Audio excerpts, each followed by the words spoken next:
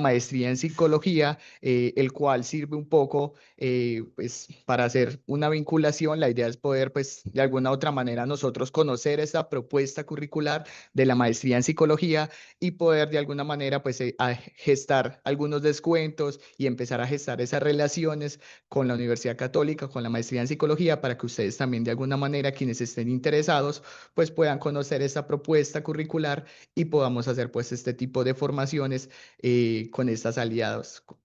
Entonces, si le vamos a dar el paso al doctor Edison, ¿cierto? Que nos acompaña el día de hoy, eh, para conocer un poco, pues, la estructura de la maestría.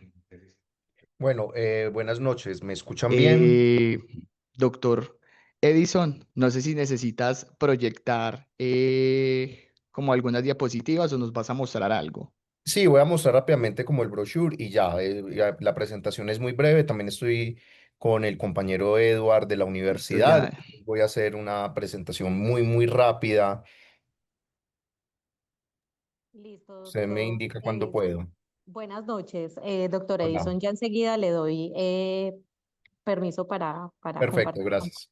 Bueno, mientras tanto, aprovecho, saludo al doctor Oscar, me alegra, un gran compañero, amigo, pero también veo por aquí otras personas que conozco, a Karen, a la doctora Luz Estela, saludarlas.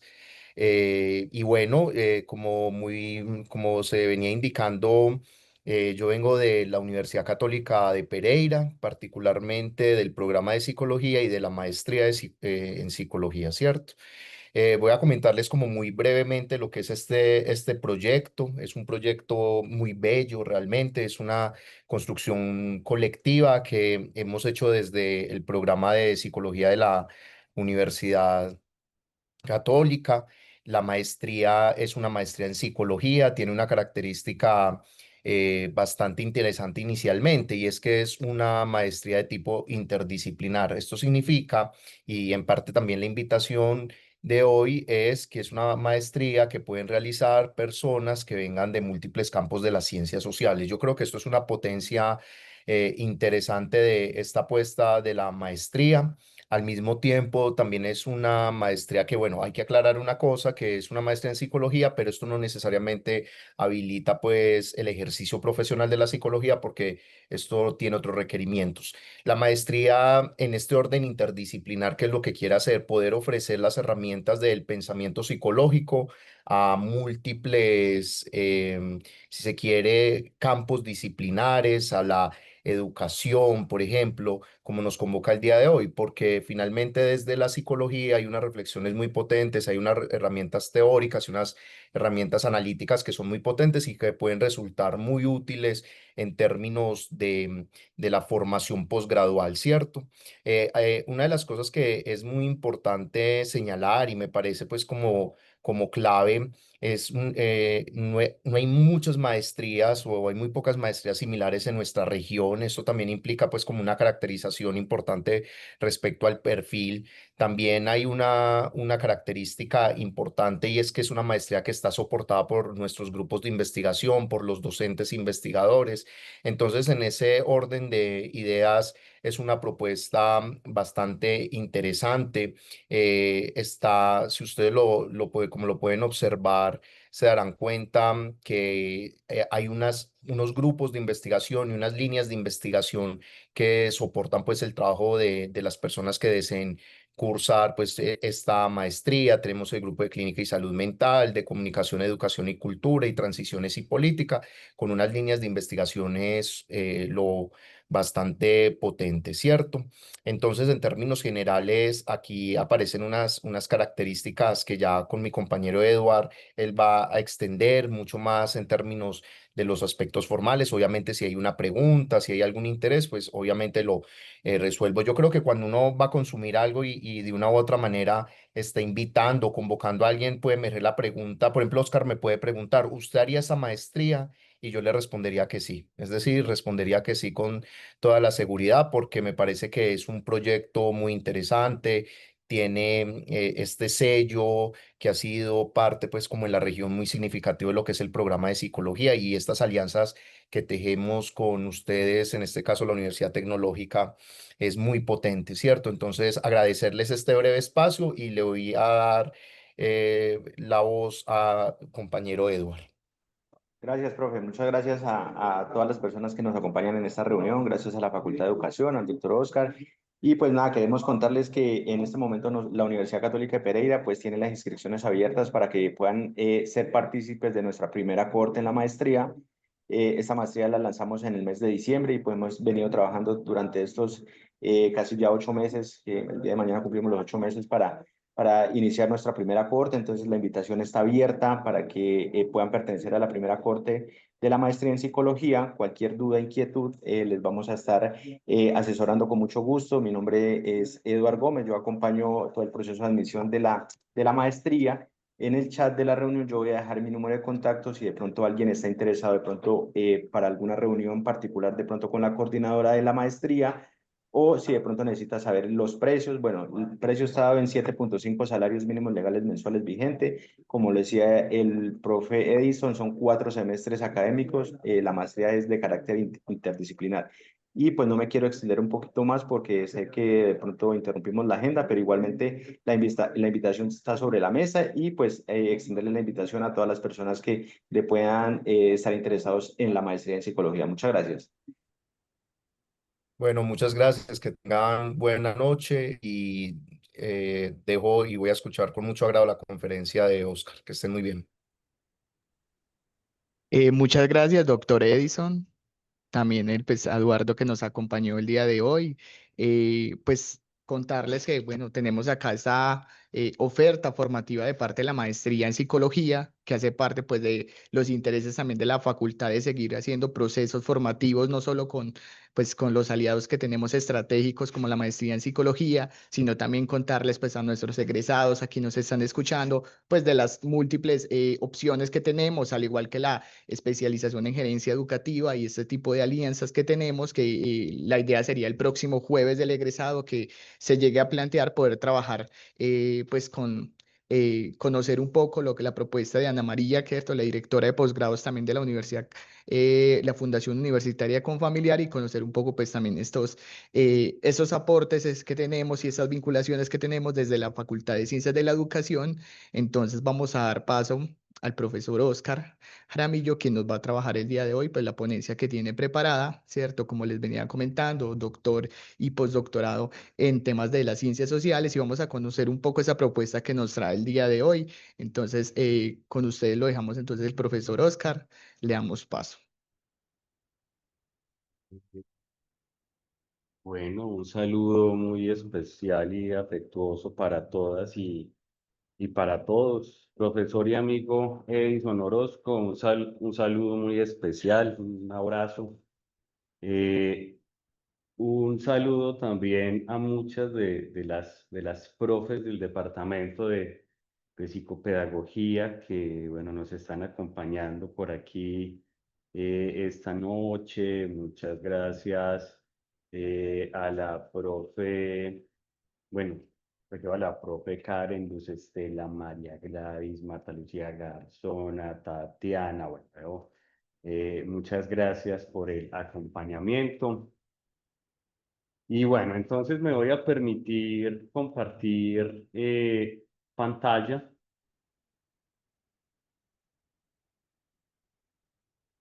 y a partir de este paquete de diapositivas quiero como realizar mi intervención de esta noche.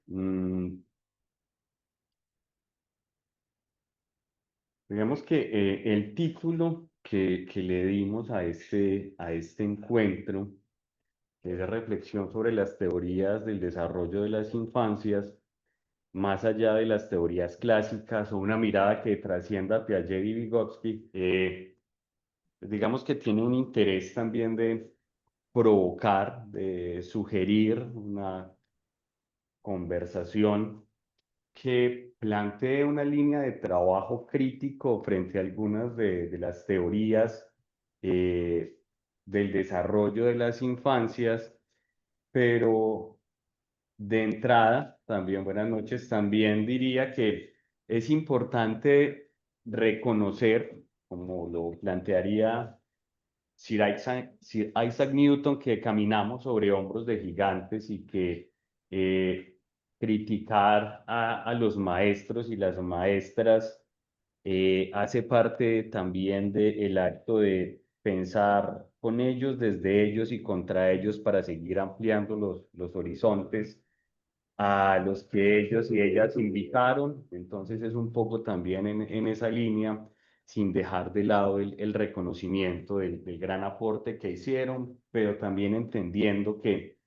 nuevos tiempos, nuevos signos de los tiempos, nuevos contextos históricos, nuevas generaciones, con unas condiciones históricas de posibilidad muy particulares, reclaman unas nuevas miradas o lentes teóricos para entender qué pasa, por ejemplo, con los niños y las niñas que nos encontramos hoy en las aulas de clase.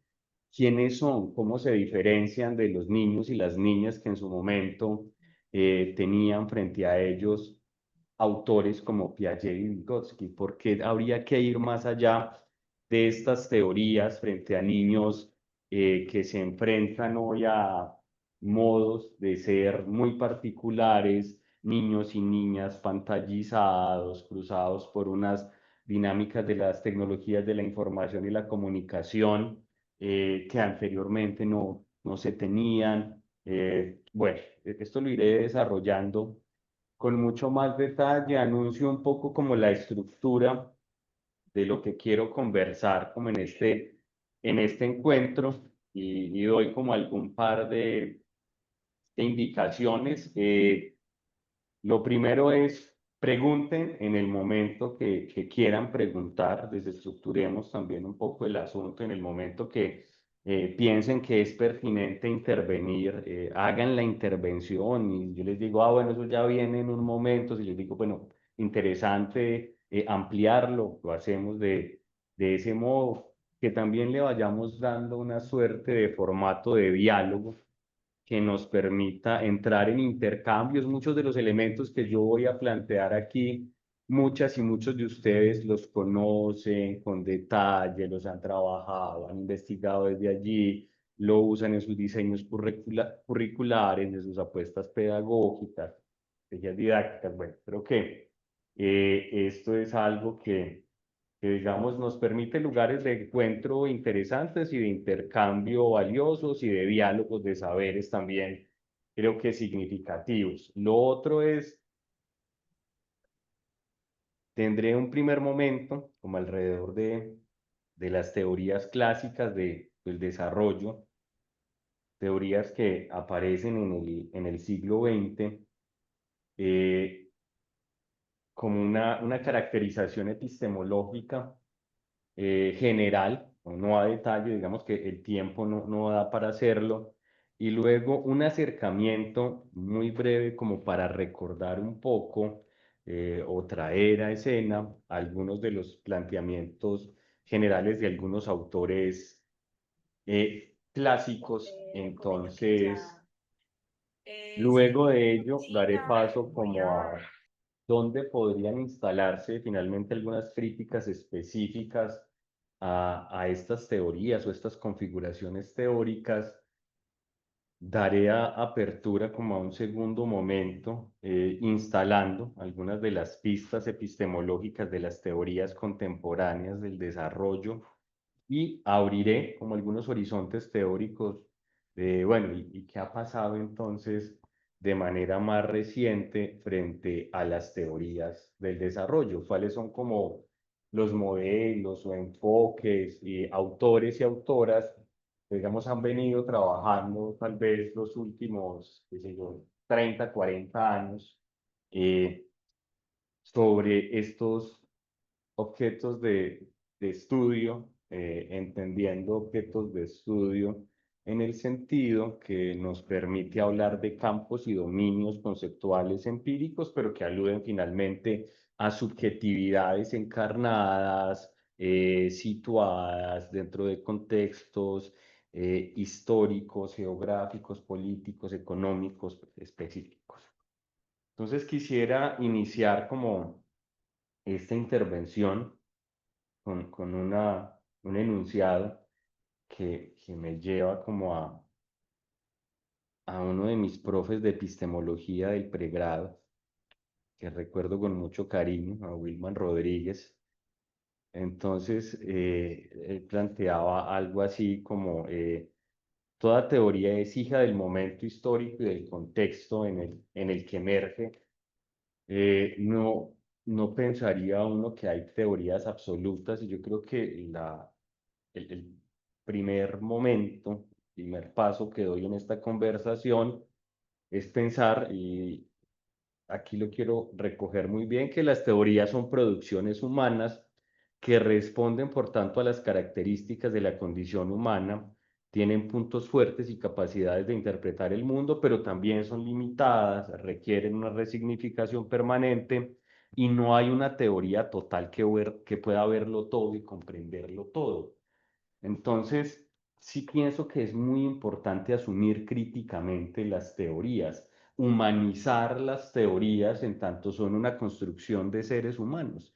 Y en esa medida, pues habría que entender sus límites, sus vacíos, sus contradicciones, sus aporías, sus antinomias, todas las incoherencias que a veces también aparecen en las teorías mismas. Por eso muchas veces los autores y las autoras vuelven de manera recurrente para repensar, reestructurar, reescribir algunos elementos de sus mismas apuestas teóricas. Y si entendemos también un poco que, bueno, teoría viene del griego teoresis, y que teoresis es como una suerte de lugar de la mirada, un lugar desde donde miro, un locus, espacio específico desde el cual se ve.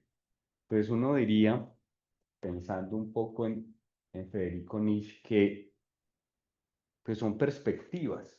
Entonces, si uno se ubica, por ejemplo, es que estamos todos aquí, supongan que ustedes están frente a un ventanal, digamos, muy amplio, en un salón, y si ubicamos 4 personas en lugares distintos espacialmente, uno en el centro, uno a la derecha, otro a la izquierda, otro mucho más atrás. Seguramente cada persona va a tener una visión, un horizonte distinto de lo que está viendo en esa ventana. Y un poco pasa también con las teorías. Las teorías se sitúan en lugares y alcanzan a ver ciertas cosas, pero ninguna alcanza a verlo todo. Es más, uno entiende que los teóricos y las teorías se especializan en ciertos dominios del mundo social, del mundo educativo, porque hay que hacer delimitaciones. Sería muy complicado, pues, en términos de producción de conocimiento, que uno quiera dar cuenta de todo lo que pasa en el mundo de lo social, de lo educativo. Por eso creo que también ese es un llamado que viene ya desde hace algún tiempo, y es una de las rupturas mismas con los modelos clásicos y modernos, y es una apuesta fuerte por lo interdisciplinario, por lo transdisciplinario, porque entendemos que una vida humana que a la larga termina siendo corta para entender todo lo complejo que es el mundo de la vida, como lo llamaría Husserl, el Lebenswelt, ese mundo de lo cotidiano que es tan complejo, que termina siendo tan intrincado, que tiene tantas relaciones, que tiene tantas conexiones, que hay que teorizarlo para poder entenderlo mejor. Pues no alcanza para ver todo lo que hay que ver y entender todo lo que hay que entender de estos seres tan particulares, complejos que somos los humanos. Entonces, ese diálogo entre disciplinas es importante, y ese diálogo de las disciplinas con lo que hoy podemos llamar campos de estudio, desarrollo humano, estudios culturales, estudios de género, estudios postcoloniales, decoloniales, todo lo que empieza a aparecer en estas nuevas configuraciones de conocimiento, pues lo que hace es irnos mostrando que los problemas a los que nos enfrentamos desde las miradas sociales y educativas tienen unas redes, tienen unos entramados que reclaman unas miradas que tengan esas capacidades dialógicas y articuladas. Entonces, creo que interpelar la teoría, tensionar la teoría, tanto las teorías del desarrollo como de las pedagogías, como de los ámbitos sociales, creo que es muy importante y cierro aquí recordando a uno de mis maestros en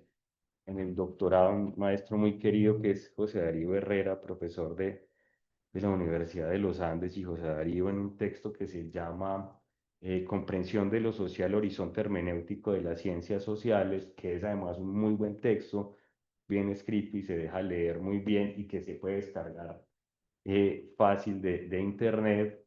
Diría, siguiendo a Dilthey, al filósofo alemán, que las teorías son un lente que requiere contar con las condiciones suficientes para ver en profundidad el mundo social y no por su uso y condiciones convertirse en un elemento que oculta el mundo. Entonces, dependiendo también de cómo usemos las teorías,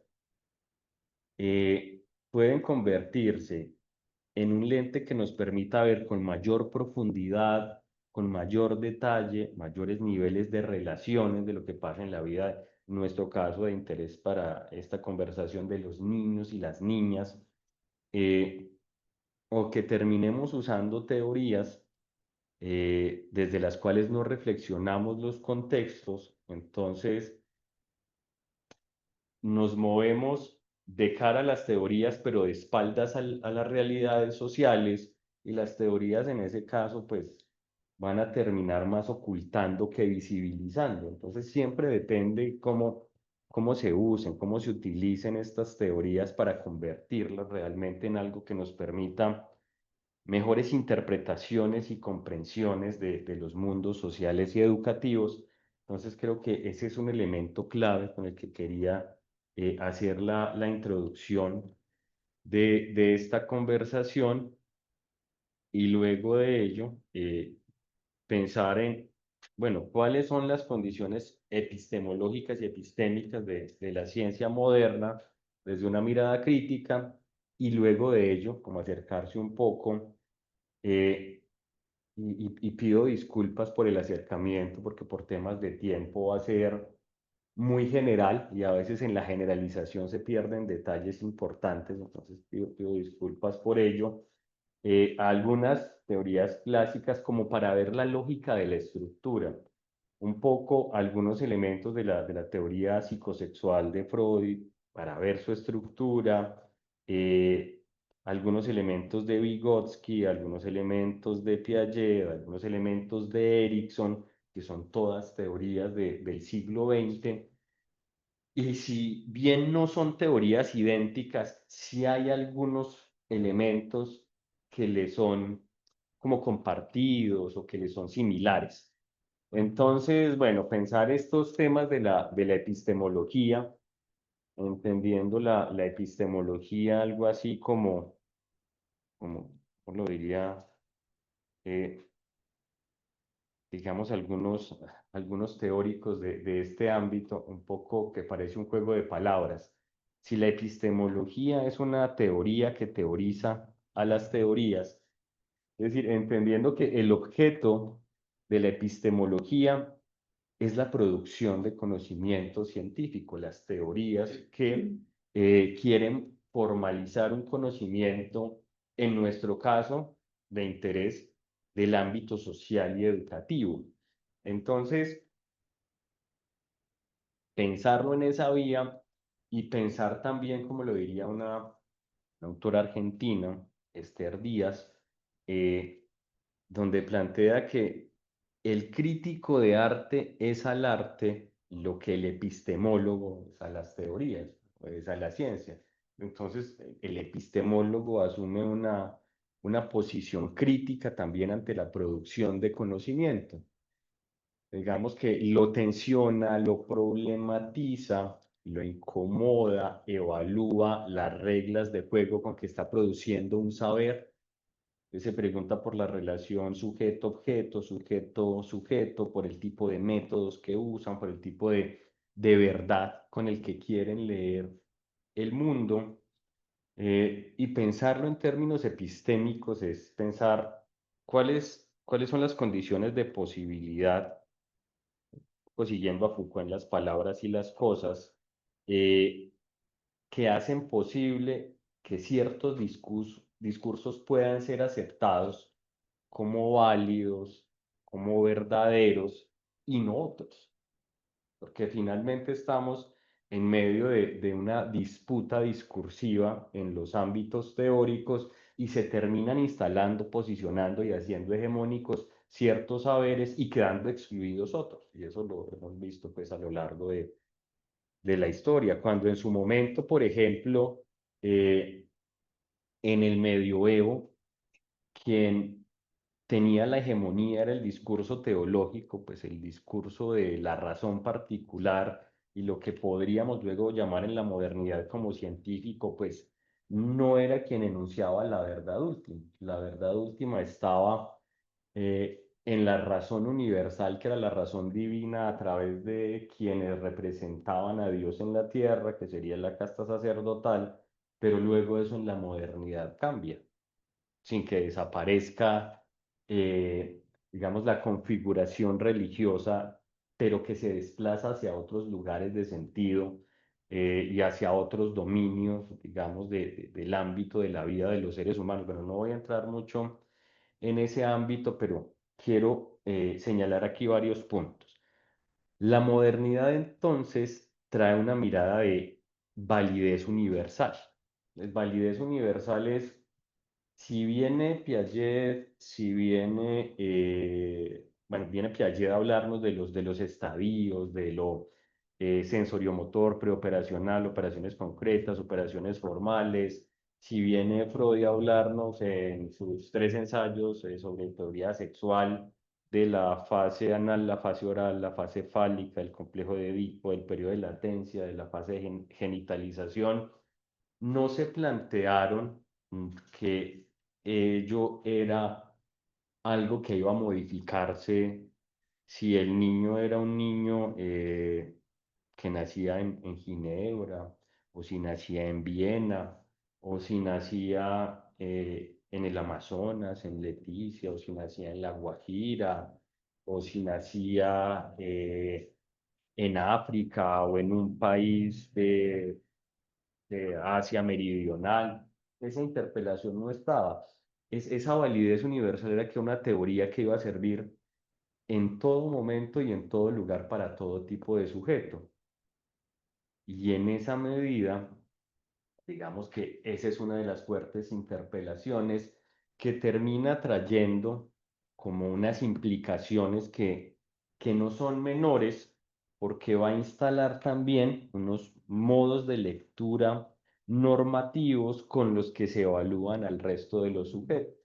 Entonces, digamos que ese tipo de sujetos con los cuales se construye la teoría se convierten en la medida del resto de los niños y las niñas del mundo. Entonces, si el resto de los niños y las niñas del mundo no responden a esas características, a esas particularidades, a esas habilidades en ciertos momentos específicos de su vida, entonces están en déficit, tienen problemas de desarrollo, o bueno, otras palabras mucho menos amables con los que lo hemos conocido en otros momentos de la teoría, como entonces tienen un retraso y ese tipo de cuestiones que eran bastante eh, agresivas también, aunque en su momento fueron reconocidas y validadas, afortunadamente ya no, pero eran un modo particular de exclusión y de, ¿cómo podría uno decirlo? Es que finalmente es algo, son unos modos epistémicos muy agresivos que terminan subordinando al otro, que terminan inferiorizando al otro y creo que ahí es tremendamente problemático. Cuando el asunto pasaba más por la diferencia que por la normalización, pero bueno, eso no era algo que se pensaba tanto digamos, en medio de la teoría moderna, además que se asumía que la teoría moderna era neutral y objetiva, en esa medida era una verdad bastante incuestionable, no solo universal, sino neutral y objetivo, entonces eso le daba unas condiciones, ¿cómo podríamos llamar? Un poco invulnerables a este tipo de saberes, porque eran unos saberes que no tenían que ver ni con la historia, ni con los sujetos que lo producían, ni con los contextos económicos, políticos, culturales, sociales en medio de los que aparecían, sino que era pues una verdad que pasaba por, digamos, por encima de las condiciones socioculturales e históricas. Y esto lo producían seres humanos con las características específicas que tiene un ser humano. Como lo diría, por ejemplo, ya hace mucho tiempo, haciéndole crítica a algunos de estos elementos, sin salirse del todo de la modernidad, Jürgen Habermas, de la segunda generación de la Escuela de Frankfurt, cuando en un texto de 1968, que era conocimiento e interés, diría, claro, hay unos intereses intrateóricos y extrateóricos en el ámbito de la producción de conocimiento. Y los intereses extrateóricos es que, por ejemplo, hubo investigadores que no les interesaba o no tenían una pasión por las matemáticas y decidieron irse por unas líneas que no implicaban diseños de modelos matemáticos para producir su ciencia. Y pasa hoy, mucha gente todavía dice, ¿y usted por qué no quiere estudiar tal carrera? Nada, tiene muchas matemáticas. Entonces, finalmente hay unos intereses también extrateóricos que tienen que ver con decisiones ligadas al conocimiento. No es que eso funcione por encima del mundo de lo humano. Otro planteamiento, que ya se ligaba al primero, es que hay una mirada en las teorías del desarrollo y en particular la psicología del desarrollo tiene una marca no solo, pero sí muy fuertemente eurocéntrica y euroestadounidense. Entonces, cuando uno va y mira eh, los autores, que además está el tema de la huella patriarcal, que como diría el teórico de colonial Ramón Grossfogel, en los últimos 200 años, claro que esto lo digo hace por ahí unos 10 años, un poco más, eh, la producción de conocimiento ha estado básicamente en 5 países del mundo, sobre todo, no únicamente, pero sobre todo, iba a decirle. Entonces usted va y busca los teóricos y las teóricas de la mayoría de las disciplinas y encuentra que Alemania, Francia, Inglaterra, Italia y Estados Unidos son los países de donde encontramos la mayor cantidad de autores, sobre todo hombres. Entonces tenemos una ciencia que es eurocéntrica o euroestadounidense, que es patriarcal, lo que va a implicar también sesgos de género en la misma producción teórica, porque a la larga no todo es absolutamente neutral y objetivo. Y en esa medida lo que aparece es como digamos, una matriz que tendría que ser fuertemente interpelada desde miradas críticas. Y por eso se abre, por ejemplo, la apuesta de los estudios culturales, de lo postcolonial, de lo decolonial, de las epistemologías del sur, que le van abriendo como un espacio a unos saberes periféricos, a los saberes desde el sur global, a unos saberes otros que yo creo que todavía estas teorías del desarrollo de las infancias no han aterrizado del todo allí. Uno lo puede encontrar más por otras vías, pero si uno mira esta tradición, todavía no llega del todo a estas conversaciones. Es tímido y limitado su aterrizaje. Entonces, claro, por eso cuando vemos lo que uno encuentra, y por eso entonces es Freud, es Piaget, es Vygotsky, es Erikson, es Bowlby, es decir, en su mayoría son hombres pensando la teoría, y bueno, por eso ahí estaba, se supone que ahí debería haber un mapa, no sé si podemos quitar ese es un mapa de Europa siendo mirado por un hombre blanco, europeo. que quiere mostrar entonces esta lógica y esta dinámica que ha tenido una hegemonía en la producción del conocimiento a nivel mundial. Entonces tenemos una geopolítica epistémica, tenemos un sesgo de género fuerte y una huella patriarcal que aún no se borra totalmente.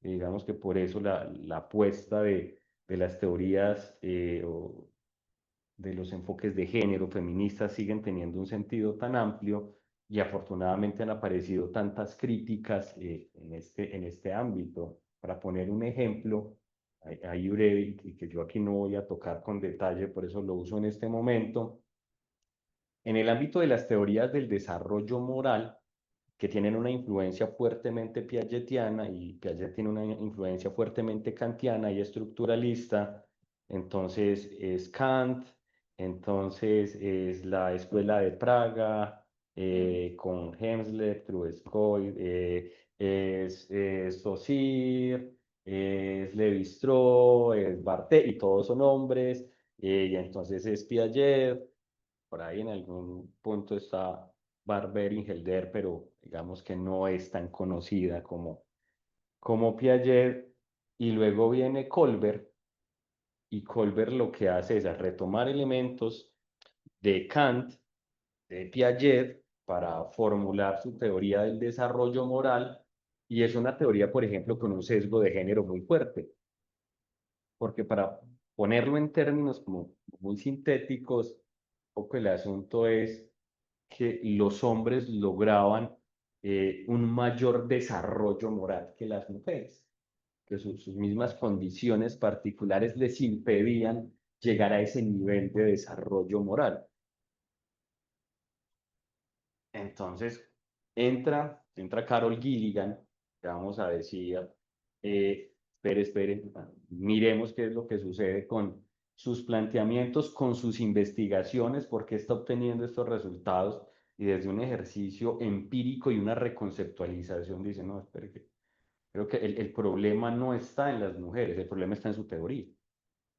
Entonces, desestructura el tema del desarrollo moral a partir de como fases particulares y dice, no, esto no hay que leerlo en fases, hay que leerlo bajo otros códigos, y en las mujeres no es que haya un nivel de desarrollo moral inferior, sino que es distinto.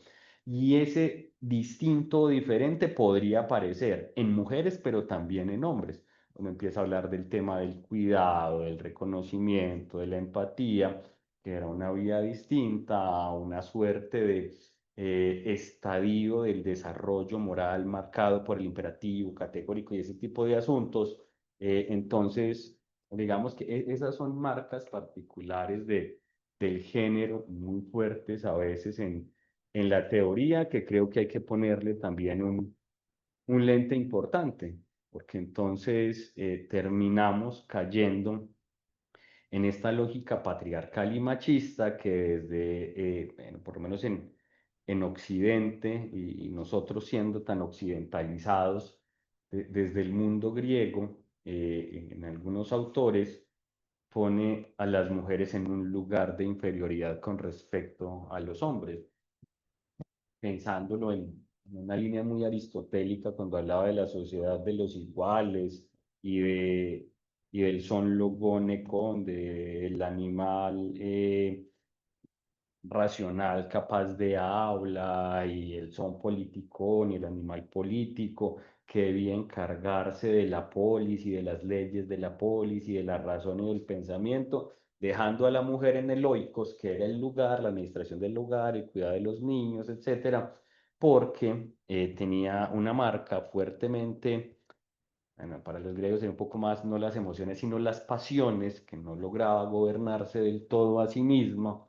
En ese sentido, no era capaz del nivel de razón que podían los hombres, entonces ya había un juego ahí donde se ubicaba en un lugar de inferioridad a las mujeres versus el lugar de razón y capacidad de razón que tenían los hombres, y creo que hay todavía ecos, sesgos muy fuertes respecto a ese tipo de temas, pero creo que también el mismo giro afectivo que se empieza a dar desde los 80 y los 90, que permite un reingreso con otras coordenadas de la emoción, del afecto, nos ha permitido ir avanzando en un entendimiento de nuestros modos de ser más sentipensantes, donde la emoción, el afecto y el sentir no es un asunto femenino, sino un asunto humano, con sus singularidades y particularidades, pero propiamente humano. Vamos que quedan abiertas por ahí cosas que yo aquí no voy a alcanzar a resolver. Voy a avanzar un poco más rápido. Está el tema de la fragmentación del saber, de esto ya había hablado un poco.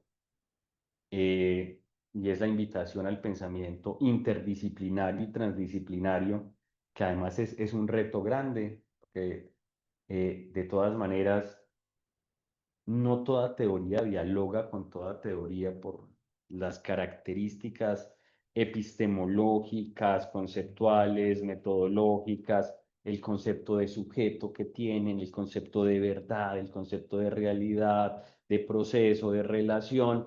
Entonces creo que hay que hacer un buen ejercicio reflexivo de diálogos con sentido para tener unos lentes más agudos que nos permitan ganar más profundidad, que nos permitan entender como la relación de todos los sistemas y subsistemas que se conectan en la vida de un ser humano, en el proceso o en el curso de vida o en el trayecto de vida de un ser humano con todas las conexiones que hace. En cuántas conexiones, en cuántas relaciones está inserto, por ejemplo, un niño o una niña de 5 años?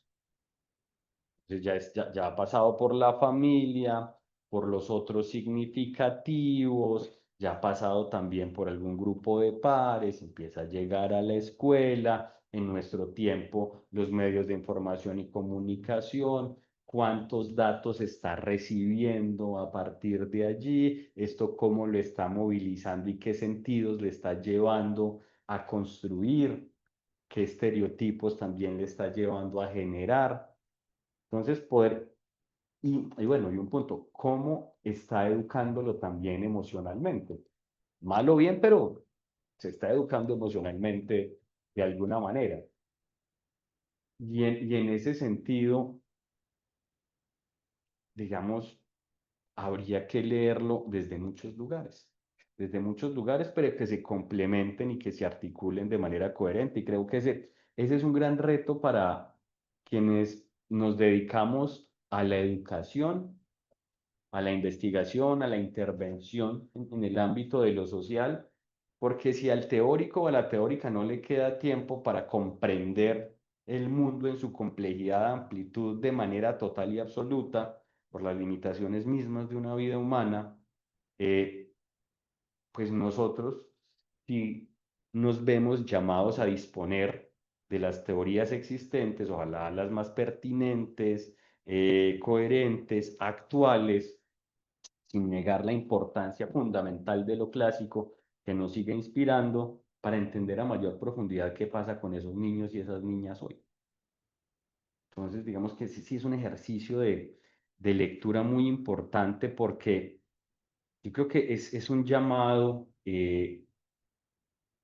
a algo que uno a veces ve pasar y nos pasa en el ámbito formativo, querrámoslo o no, porque cuando el estudiante sale de su proceso de formación pregradual, eso no quiere decir que ahora cuenta con todo el saber que requiere para el resto de su vida laboral.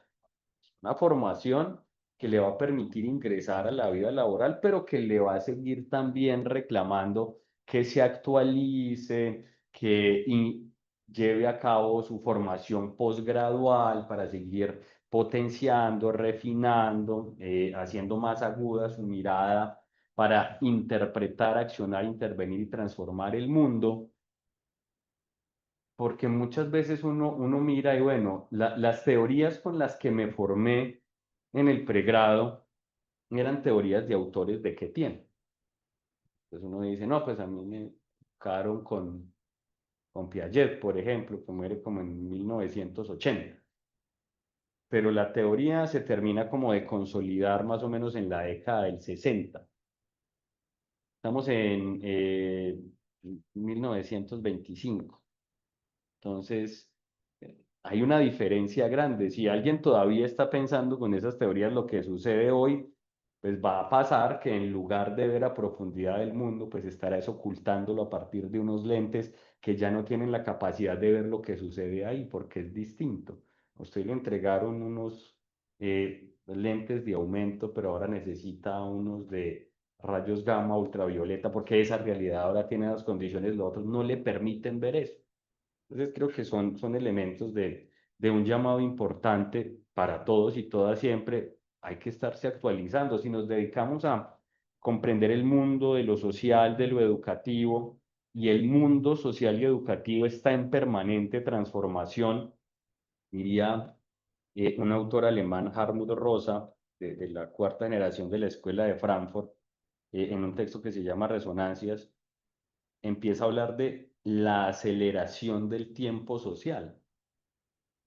Texto más o menos de 2016 sobre la aceleración del tiempo social y dice, en las últimas 3 décadas hemos visto una aceleración del tiempo social que en otro momento puede haberse demorado 100 años. Entonces, el mundo está cambiando a una velocidad eh, fascinante y aterradora. Cómo va a ir cambiando en el tiempo que viene con todo este ingreso de los temas ligados a las tecnologías de la información y la comunicación, la inteligencia artificial, la bioquímica, las genéticas de última generación, la biocibernética y todo lo que vamos a ver, no sé, en los próximos 20 años, que seguramente nos seguirá asombrando y que va a ir cambiando también las dinámicas mismas del mundo que conocemos. Entonces, ¿cómo vamos a abordar esas nuevas realidades y esas nuevas relaciones? Por eso, digamos que ir a unas miradas que rompan con la descontextualización que tenían las teorías modernas, que no pensaban en la particularidad de lo que podía suceder en otros espacios sociales. No sé si Piaget estaba mirando a Lohan, uno de sus hijos,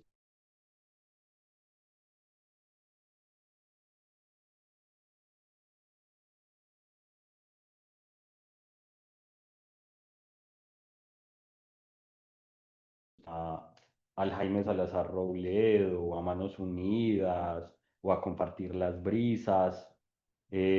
Seguramente las características de esos niños y esas niñas son muy distintas. ¿Qué está pasando con ellos? ¿Cuáles son los problemas a los que se enfrenta un niño y una niña colombiano, pereirano, hoy en un contexto como ese? Entonces uno va, por ejemplo, y lee los lineamientos curriculares para la primera infancia que tenemos en Colombia hoy del 2017, que generó el Ministerio de Educación Nacional, y los niños de esos lineamientos son unos niños que no se parecen a los niños que uno ve en estos espacios. Uno dice, bueno, está bien que los textos de los europeos estén pensando en los europeos, pero los nuestros no tienen entonces la capacidad de pensar las realidades contextuales específicas y los problemas a los que se enfrentan estos niños y estas niñas. Violencia, abandono, abuso, desnutrición, serios problemas en nuestro sistema educativo, docentes que no quieren ser docentes, que no les interesa la docencia, algunos. Hay gente muy comprometida y muy buena en el ámbito académico y que afortunadamente lo hacen muy bien, pero también están estos otros, acompañando a muchos niños y niñas. Y eso para esos niños y niñas se convierte también entonces en un problema que termina afectando su desarrollo, porque hay una relación fundamental entre el aprendizaje y el desarrollo. Entonces, si el aprendizaje tiene una serie de problemas coyunturales, constitutivos, pues eso va a afectar el desarrollo mismo. Si en la casa no lo acompaña, ni en la escuela tampoco, creo que los resultados no van a ser los mejores. bueno, aquí hay otros elementos que voy a avanzar. Entonces, lo que quería mostrar aquí y ligar a lo que estaba diciendo es importante la teoría clásica, pero no nos podemos quedar en la teoría clásica. Y para mí era central poner aquí estas fechas.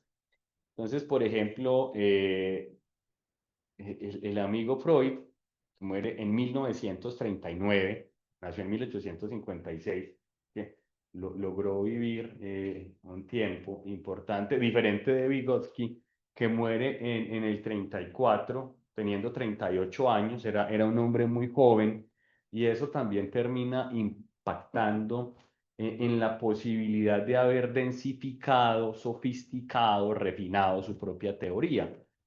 Era un tipo genial y visionario, pero pues a los 38 años hay ciertas cosas que se quedaron pendientes por terminar de construir teóricamente. Deja unas pistas muy valiosas, pero es una de las críticas a Vygotsky que a algunos de sus conceptos le falta mayor densidad, mayor refinamiento, despliegue, desarrollo, pero pues, hombre, tenía 38 años. ¿Cuántas teorías han construido ustedes? Bueno, no sé, ustedes a los 38, ¿cuántas habían construido para quienes nos acompañan aquí desde, desde que la mediación virtual? Entonces, claro, uno no puede desconocerle a Vygotsky su gran genialidad. Y por ejemplo, bueno, Piaget, que fallece en 1980, lo había dicho hace un momento, Erik Erikson, que fallece en 1994, y que, por ejemplo, cuando Freud habla de su teoría de la psicosexualidad infantil en 3 ensayos sobre teoría sexual infantil, es 1905, es decir, hace mucho más de 100 años, 120 años que el texto fue publicado. Y hay que decir que Freud era un tipo brillante, muy genial, pero pues piensen en los niños y las niñas que él estaba viendo. Y bueno, de todas formas quedan invitaciones interesantes de estas teorías, a revisar quiénes las han ampliado, quiénes las han desarrollado, las preguntas que hicieron, que algunas son legítimas, como por ejemplo, eh, hay sexualidad infantil. Vemos que en su momento esta teoría freudiana conmueve bastante, escandaliza a la sociedad victoriana en la que habitaba el autor, pero todavía hoy está la discusión si hay sexualidad infantil o no, porque algunas personas piensan que los niños son, ¿cómo son los niños? Como inocentes, angelicales, pero Freud va a decir, no, son también seres sexuales y en esa medida la pulsión, toda esta particular fuerza que se mueve entre lo orgánico y lo representacional, que no es el instinto, porque es un instinto, dos elementos diferentes, que se mueve por la libido, por esta fuerza sexual particular, para decirlo en términos muy abreviados y tal vez caricaturescos, pues nos hace invitaciones interesantes a pensar preguntas que tal vez no podríamos responder con la teoría clásica de Freud, pero que las preguntas siguen siendo legítimas. Bueno, ¿qué hay de particular y qué hay como de regular en estas teorías? El tema de la estructura. Entonces, si uno ve estas teorías clásicas, se encuentra o que operan por fases, o que operan por estadios, o que operan por etapas, excepto Vygotsky. Hay que decirlo, digamos que ahí sí hay un movimiento particular. También hay que decir que en Freud, si uno va al texto de Freud, Freud no va a decir de 0 a 1 año, de 1 a 3 años, de 3 a 6. Digamos que estos son más comentaristas o intérpretes de la obra que ajustan estas edades en particular. Tal vez Freud no fue tan determinista en términos etarios como si pudieron ser algunos de sus comentaristas o intérpretes. En esta medida, la cuestión que queda es todos los niños sí pasan por esta fase, en este orden, de esta manera, que son las preguntas que aparecen y todo lo que vamos a ver que interpela la teoría más contemporánea. Eh, y en esa medida, pensar que también hay menos, a ver, ¿cómo lo puedo proponer pensando, por ejemplo, en los sistemas dinámicos no lineales, que es algo de lo que vamos a ver ahorita? Cómo las nuevas teorías introducen, por ejemplo, teoría del caos, segundo principio de la termodinámica, entropía, donde el caos también puede llegar a producir un tipo particular de orden, como lo plantearía el físico y químico premio Nobel Ilya Prigogine en su El fin de las incertidumbres. Entonces, digamos que la teoría contemporánea lo que hace es un poco desestructurar, descentrar, romper con esta lógica tan ordenada que tenían las teorías modernas.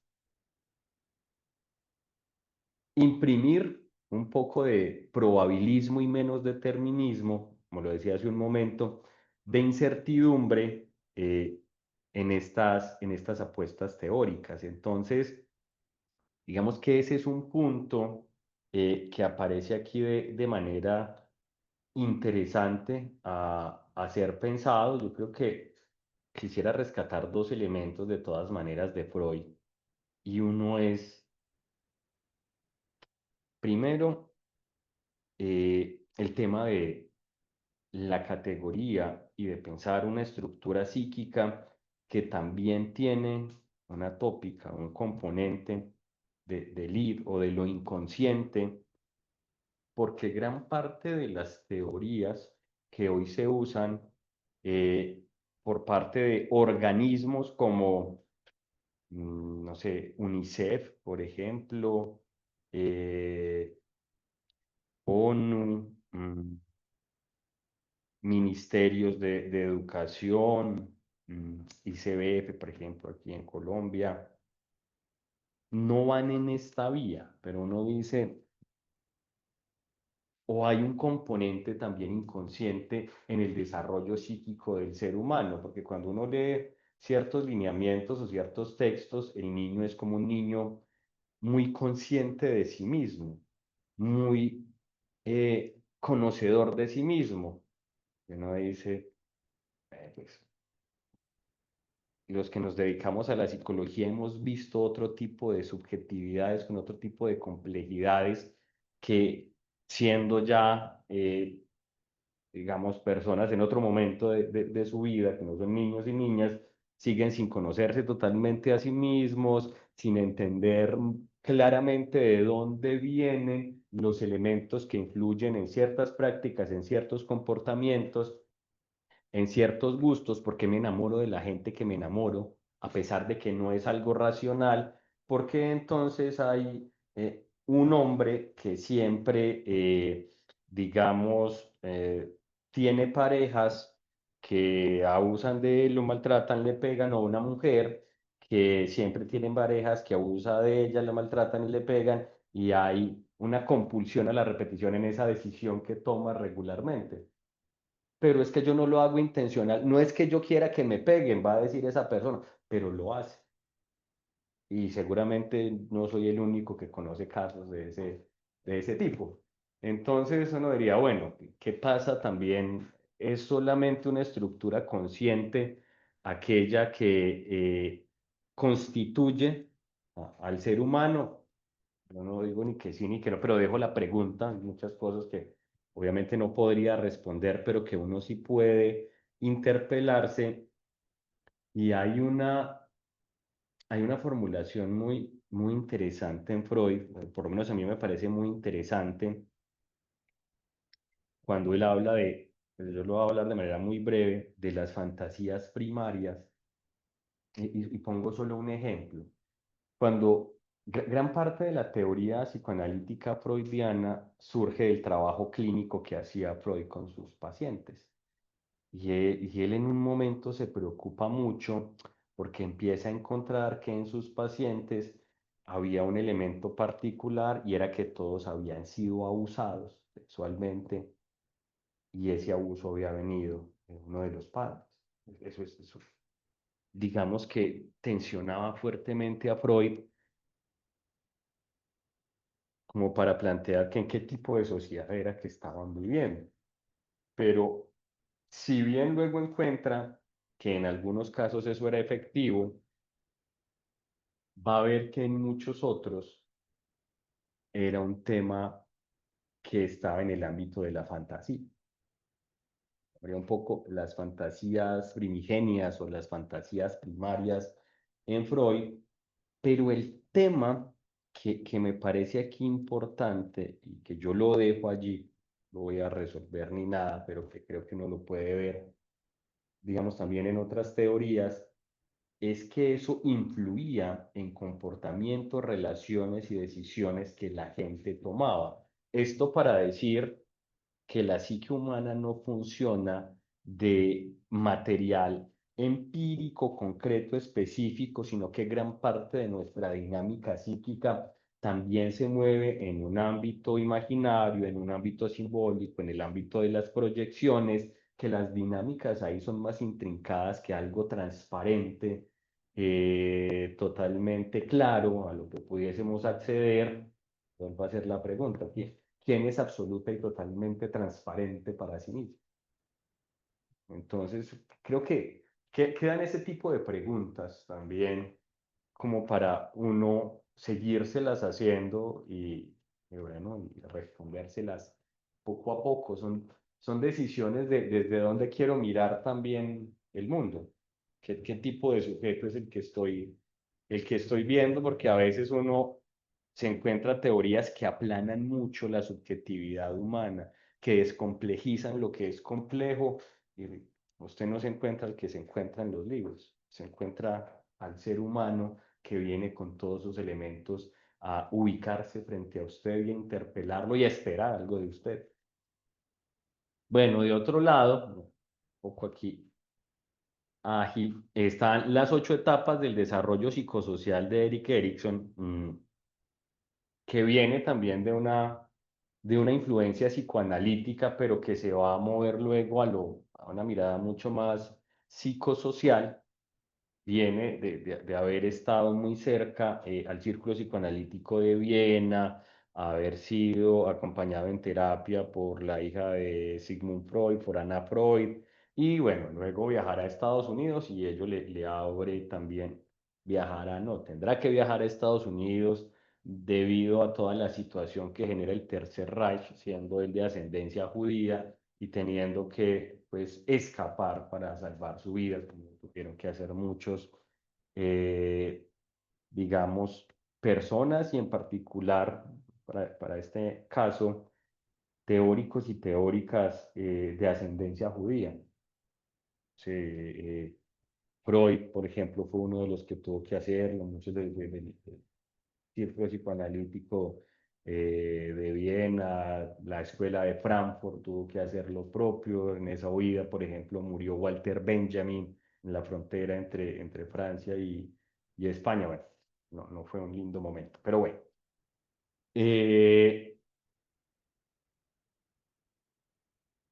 Erikson, digamos que tiene una particularidad interesante y es que plantea un proceso de desarrollo a lo largo de toda la vida, no solamente en los primeros años, sino que lo plantea hasta la vejez o la adultez mayor. Solo que el modo de plantearlo termina siendo complejo en el sentido que el sujeto tendría que pasar por por todas las etapas y no se puede saltar etapas. Es decir, como que la una es requisito de la otra. Y ese ha sido también una de las grandes críticas a estas teorías. Como yo no podría llegar a D sin antes haber pasado por A, por B y por C. Y lo que podemos ver hoy es que no necesariamente el proceso de desarrollo, transformación, opera de ese modo. No, los niños, ya terminé esta etapa, puedo pasar a la otra. No funciona de esa manera. Y digamos que es una mirada muy diádica, muy o lo uno o lo otro, y a veces aparecen más opciones y a veces también aparecen elementos que se cruzan. Los seres humanos también somos contradictorios, también somos incoherentes en nuestros modos de hacer y de hacer, y no es algo, digamos, que aparece de manera espectacular, sino que aparece regularmente, nuestras contradicciones aparecen regularmente, todo lo que nos moviliza nos lleva a tomar decisiones y acciones que no siempre estarían en coherencia de lo que decimos, pensamos, sentimos y hacemos. Pensamos unas cosas, pero decimos otras, o decimos unas cosas, pero pensamos y sentimos, y eso hace parte también de ser de ser humano. Y una crítica también a este tipo de miradas, voy extractando como apartados, es que terminan siendo muy normalizadores. Mm, la sexta, por ejemplo, intimidad versus aislamiento, que es de los 21 a los 40 años. El adulto joven establece relaciones íntimas y duraderas, la capacidad de compromiso favorece la intimidad, el miedo al rechazo conduce al aislamiento social. Uno diría, pero, y es que es una decisión legítima también que la gente no quiera vivir en pareja, que no quiera casarse, que no quiera tener hijos, y hace parte de las opciones y oportunidades y decisiones autónomas que un ser humano podría tomar. Y no quiere decir que tenga un problema en su desarrollo, necesariamente. Alguien puede decir, no, mi decisión, del modo en que mejor me siento, es estando soltero o soltera. No voy a casarme, pues eso no tendría que ser algo que uno tendría que ver como un déficit, un problema, una alteración. Problemático sería que esa persona se quiera casar pero tenga miedo de buscar una pareja, que le cueste consolidar una pareja. Eso nos pondría en otro escenario, pero si mi decisión es reflexionada, autónoma, deliberada, pues estamos en otro escenario y eso no tiene que ver entonces con, eh, digamos, el tema de una alteración en el desarrollo. Entonces creo que hay puntos en estas teorías que habría que interpelar, pero también hay elementos valiosos que aportan. Si uno va y revisa, por ejemplo, el tema de la primera etapa, confianza versus desconfianza de 0 a 18 meses, el bebé desarrolla confianza cuando recibe cuidado consistente y afectuoso. Si sus necesidades no son satisfechas, surge la desconfianza hacia el mundo exterior. Tenemos la particularidad de ser una de las especies que cuando estamos recién llegados al mundo somos tremendamente frágiles.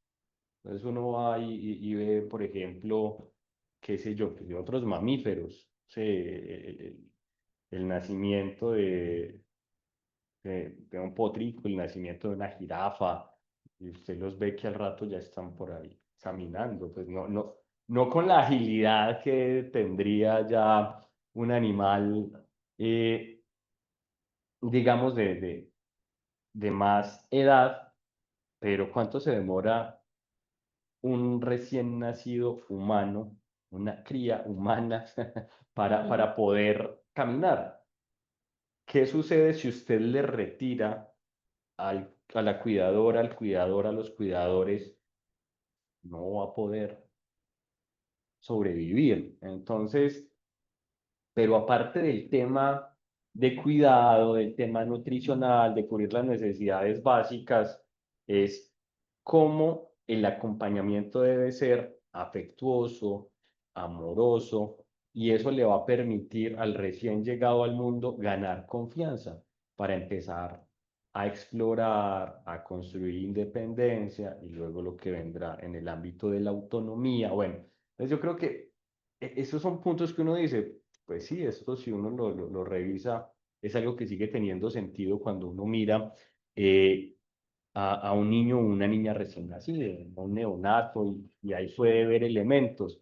Entonces, creo que hay que revisar también qué queda de estas teorías que permite seguir pensando cuestiones hoy, qué utilidades trae también todavía hoy. Bueno, creo que hay que hacer como un ejercicio de mirada muy detallada para no decir que hay que echar los clásicos a la basura, no, todo lo contrario, hay que estudiarlos, conocerlos, asumirlos críticamente y uno tampoco podría botar toda la cesta de frutas porque hay un par de frutas que ya no sirven.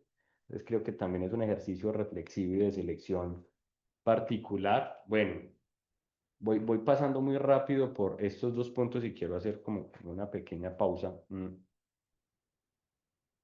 El proceso de desarrollo cognitivo, según Piaget, seguimos en el ámbito de las teorías modernas que se interesa mucho más por el desarrollo cognitivo, con una influencia particular de las miradas evolucionistas, de la biología. Recuerden que Piaget era biólogo, entonces eso termina siendo una marca fundamental en su teoría, que su interés, digamos, estaba centrado en la epistemología. Por eso este estructuralismo genético o epistemología genética se pregunta por la génesis del conocimiento, y por eso va a los niños y a las niñas para comprenderlo, y le da forma así a esta teoría de los 4 estadios, donde va a plantear el sensorio motor, las operaciones el preoperacional, operaciones concretas y operaciones formales, con una marca. Y para Piaget el tema de la edad era determinante. Hay un determinismo etario, claro, en Piaget. No podías pasar al otro estadio si no habías cumplido cierta edad. Esa ha sido una de las grandes críticas a Piaget. Y además, digamos que aquí hay un elemento particular y complejo, y es la linealidad del proceso del desarrollo. Entonces, ¿qué sucede si lo miramos desde otra perspectiva? Desde dominios, ya por ejemplo Carmen López Smith, bueno, aparecen otras formas también luego de teorizarlo. Pero miren el impacto y recuerden el impacto que tuvo esta teoría socialmente, en términos educativos, en términos curriculares, en términos hasta de los juegos. Miren que muchos de los juegos tienen la marca piagetiana.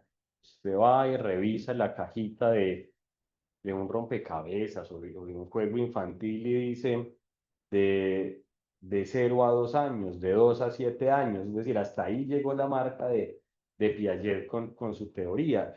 Y esto acompañó, por ejemplo, políticas públicas en educación en Colombia, años 70, 80, 90. Todavía Piaget seguía siendo como una de las pistas centrales para los diseños curriculares en Colombia, para los planes de estudio, qué es lo que deben estudiar los niños, en qué grado, etcétera. Entonces, las teorías, cuando logran posicionarse y son adoptadas en los ámbitos sociales y educativos, pues tienen un gran impacto. Pero hoy, es que ya tenemos una ruptura grande con esta mirada. Uno ve un niño de 2 a 7 años y empieza a notar que no está únicamente en un momento preoperacional, que hay ciertas acciones cognitivas donde ya genera hipótesis, donde hace inferencias, donde hace un tipo de relaciones que para Piaget eran propios del ámbito formal. Cuando uno se sienta a hablar con los niños y las niñas y le hablan, por ejemplo, de los animes que ven, ellos conocen las sagas, los personajes, cómo se transforma, por qué se ha transformado, qué sigue, cuál es su historia. Hay una cantidad de relaciones y a veces hay unas que son altamente complejas y las conocen muy bien. Y son niños de 6, 7 años y te dan cátedra cuál es la dinámica, la lógica narrativa, la estructura narrativa, el arco de las historias. Uno dice, esto no es una cosa preoperacional, o cuando uno los ve interactuando también con sus juegos virtuales y el diseño de estrategias, eso no es un asunto preoperacional. Entonces, ahí es claro que no necesariamente hay que tener una mirada lineal para entender el desarrollo, porque va más allá de esa linealidad y que tiene que ver con, con situaciones contextuales muy particulares. Porque si traemos el test creado en Inglaterra, traducido en España, que aplicamos aquí en Colombia sin estar estandarizado y normalizado, lo que vemos es pues que gran parte de nuestros niños tienen problemas del desarrollo según esos test, para esos test. Pero, ¿qué sucede? ¿Qué requiere? ¿Qué capacidades, qué habilidades necesita, por ejemplo, desplegar o desarrollar un niño o una niña que vive en el Amazonas, que vive en la selva? Pongan, por ejemplo, a un niño que nació, qué sé yo, en París, en Montmartre, y pónganlo en la avioneta con los niños. ¿Cuál era el apellido? Que de esta avioneta que se accidentó y los niños que duran todo este tiempo en la selva, y eso hubiese sido el niño mayor para que cuidara a los otros, con la misma edad, y le regalamos un año, si quiere, hubiesen logrado sobrevivir, porque había unos saberes y unas habilidades contextuales específicas que le permiten a esos niños haber logrado sobrevivir en la selva. No cualquiera, seguramente, si somos nosotros, también, no sé quién tenga de ustedes esos saberes, habilidades y conocimientos, pero particularmente si hubiese sido yo, no creo que hubiese sobrevivido todo ese tiempo. Entonces, creo que hay que hacer esas lecturas contextuales de las capacidades y las habilidades que se van desplegando según también los procesos de socialización de cada contexto.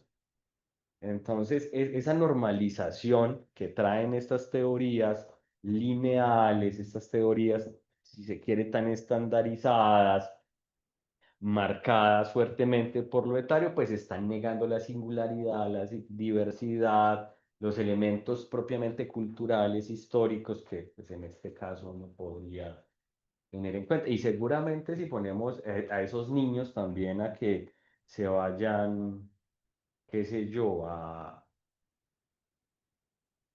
no sé, a una ciudad como Tokio, por ejemplo, compleja, difícil, a que sobrevivan allí también una semana, no es sencillo porque son otros códigos, son otros saberes, son otros aprendizajes, es otra dinámica también. Entonces creo que ese rescatar el contexto termina siendo muy importante.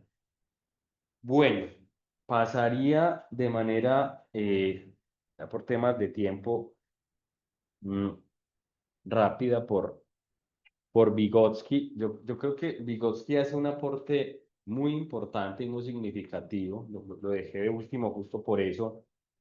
Hay una ruptura con estos modelos mucho más etapistas, mucho más estandarizados, toda la influencia del materialismo histórico dialéctico, toda la influencia también por supuesto, entonces de la teoría marxista. Aquí se ve claramente el considerar la historia, el considerar lo social y lo cultural, el considerar allí entonces las relaciones sociales es fundamentales, el otro un sujeto social que habita con otros y los otros terminan siendo un elemento central para mi proceso de desarrollo dependiendo cómo se ve mi relación con ellos y cómo el otro se disponga a acompañarme. Donde uno podría allí traer como a colación todo lo que tiene que ver con la zona de desarrollo próximo. Entonces, la diferencia, recuerden, entre el desarrollo real y el desarrollo potencial que tiene el niño, que puede movilizarse a través de la zona de desarrollo próximo, donde el aprendizaje va a ser movilizado por la intervención de un otro más conocedor, de un otro más competente, que sirve, este concepto, digamos, lo van a desarrollar más luego otros autores o luego otros autores le van a dar más desarrollo, por ejemplo, Brunner, que sirve de andamiaje para que el niño pueda resolver acompañado una tarea que no podría resolver solo, pero no es que le hagan la tarea, sino que lo acompañen para que entienda lo que le falta entender para la resolución de la misma y que en un momento el andamio que sirvió se pueda retirar para que quien está siendo acompañado ya pueda hacer la tarea solo, que es un ejercicio entonces que está pasado por la enseñanza y el aprendizaje. Hay un acto y un gesto educativo allí en medio de ese proceso. Entonces es lo fundamental también del otro en el proceso de acompañamiento. Claro, no hay que negar que, por ejemplo, en Piaget también el niño es un sujeto activo, pero con demasiados determinantes en su mirada. Eh, a mí me gusta algo mucho de Vygotsky y es que yo creo que la teoría vygotskiana convalida fuertemente la labor del docente, del maestro o la maestra. Es decir, pueden aprender los niños más y mucho mejor si hay alguien que les acompañe que si lo hacen de manera autónoma. Hay aprendizajes autónomos, por supuesto. Hay aprendizajes por proceso de descubrimiento, por supuesto. Pero la labor del maestro, de la maestra es fundamental.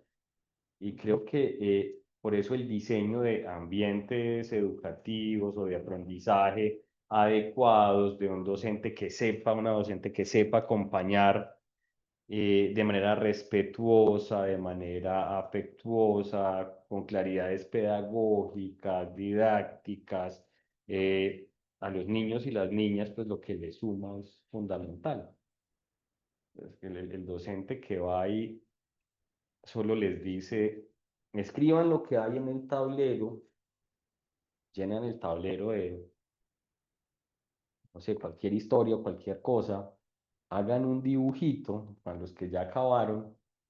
Y esa fue la clase y el profe estuvo, la profe estuvo más en otras cosas que acompañando al niño en sus inquietudes, otros elementos que reclama y requiere el espacio del aula, el espacio de la escuela. Entonces, creo que hay una apuesta muy importante en Vygotsky, creo que suma bastante, y los que vienen después de él hacen unos aportes significativos para pensar desde las miradas de la psicología cultural, de las psicologías que se mueven en la línea de las narrativas, para darle como unas miradas actualizadas a la teoría vygotskiana. Yo quiero como ir avanzando un poco más por términos de tiempo. ¿Dónde están las grandes críticas y vacíos? Yo creo que las he ido como desarrollando también a medida que he avanzado. Todo el tema del universalismo histórico ya, el sesgo androcéntrico ya, la ausencia de la diversidad, la debilidad empírica. Además que ninguna de estos investigadores estuvo pues en los 5 continentes, en diversos países, haciendo investigación con comunidades múltiples, diversas, para poder formular su teoría.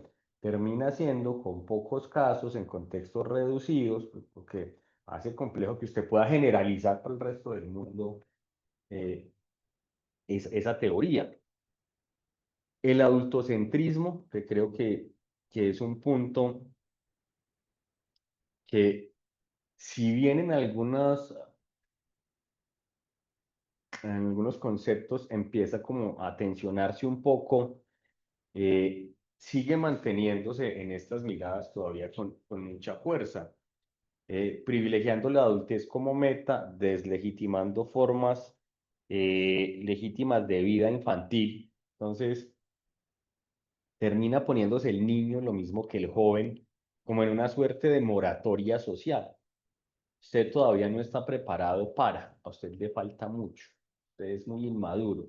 Esas miradas que relegan a los niños, las niñas y a los jóvenes de participar de la vida social, que ha sido una de las apuestas de los enfoques de derecho, que es lo que ha permitido hablar de las ciudadanías infantiles, de las ciudadanías juveniles, porque en algún momento todavía con la marca etaria, pues usted era ciudadano cuando podía ir y mostrar su cédula, cuando había cumplido los 18 años, pero cuando se empieza a entender que este sujeto se puede expresar, se puede comunicar de manera legítima, hablar de sus propios intereses, aportar de manera participativa eh, a la dinámica de lo social, digamos que estamos en otro lugar. Y movernos en esa vía, donde esa vieja frase tan iluminista de darle voz a los que no tienen voz, pero resulta que estos sí tienen voz.